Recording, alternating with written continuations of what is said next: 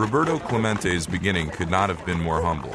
He was the youngest of 7 children, born in 1934, the height of the Great Depression, in the rural town of Carolina, just outside San Juan, the capital of Puerto Rico.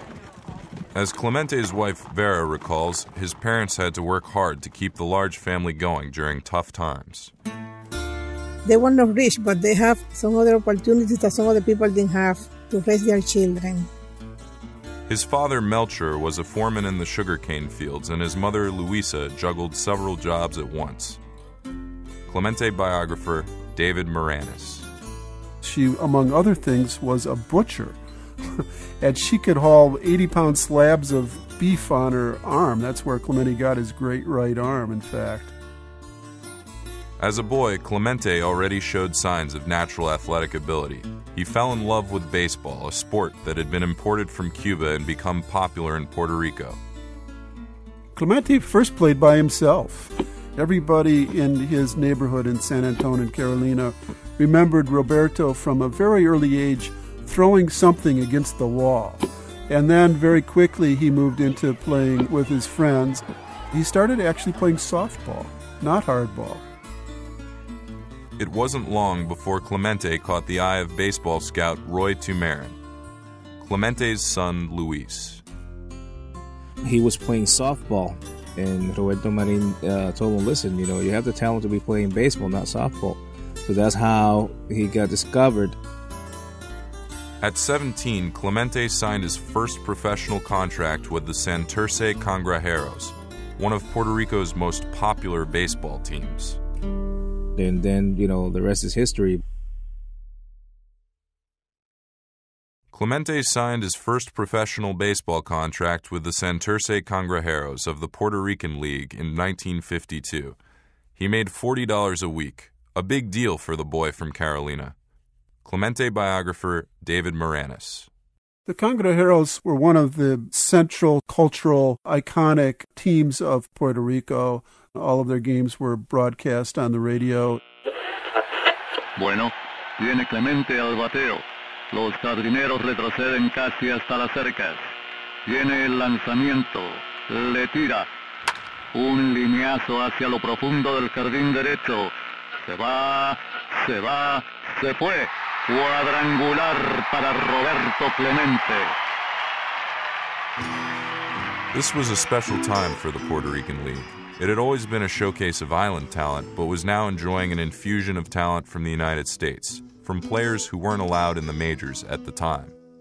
You have to remember something interesting about Puerto Rico and something unfortunate about the United States during that period. Many of the greatest players coming from the mainland could not play in the major leagues because of the color of their skin. So before they were allowed to play in the big leagues, the best black ball players of the era, Josh Gibson, Satchel Paige, Willie Mays, took their talents to Puerto Rico each year. Clemente and Mays formed a powerful 1-2 punch at the plate that's remembered even today. The 1954 Santurce Cangrejeros were regarded as not just one of the great teams in Caribbean baseball history, but just in baseball, period. They had a group of real hitters on the team, and they won the Caribbean World Series with Clemente and Mays leading the way. They were unstoppable.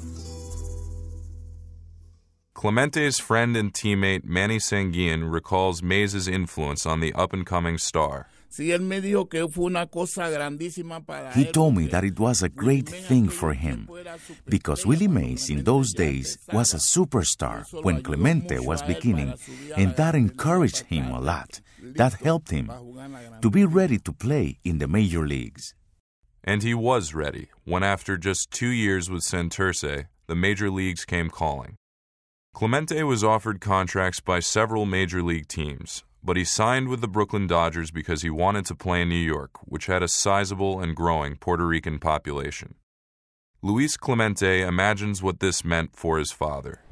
For him, it would be like the ultimate, to be finally able to play up in the big game, because that was his passion. So, in the dream of a kid coming from Puerto Rico and all of a sudden finally getting that shot, that opportunity. I think, from day one, he understood that he would have to really work hard to be able to maintain himself up there and prove to everyone who he was. The Dodgers sent the 20-year-old from a tiny farming town in Puerto Rico to their minor league club in Montreal, Canada. It was Clemente's first time in North America. But he hadn't hit the big time, not yet. The Dodgers knew he was a great talent, but weren't quite ready to bring him up to the big leagues. In the meantime, they wanted to keep him a secret from other teams who might try to steal him away. The budding star spent most of his first year on the bench. Clemente biographer David Moranis. Clemente didn't play much that whole year. One time he was taken out in the first inning with the bases loaded. He didn't understand what was going on. The manager denied that they were doing it, and Clemente felt that he was being manipulated. He got mad sometimes because they sat them down on the bench. He didn't understand the reason. He didn't know that they were trying to hide him. One day he was ready to pack everything to come home. And then the scout explained him why they were hiding him, and to stay, not to leave. He stayed, but later that year, just as the Dodgers had feared, another team spotted Clemente's raw talent and signed him away. The struggling Pittsburgh Pirates were ready to give Clemente a shot at the big time. When Clemente was drafted away from the Dodgers by the Pirates, he didn't know where Pittsburgh was on a map. It was a difficult transition. Imagine being a black Puerto Rican coming to perhaps the quintessential blue-collar, white American steel town of Pittsburgh, where there was no Latino population. The United States was a new world for Clemente and other Latino ball players who didn't speak the language or know the customs. Manny Sanguin, Clemente's friend and teammate, recalls those early days. We like beans a lot. So I was in my first year playing in New York, and I wanted to eat rice and beans.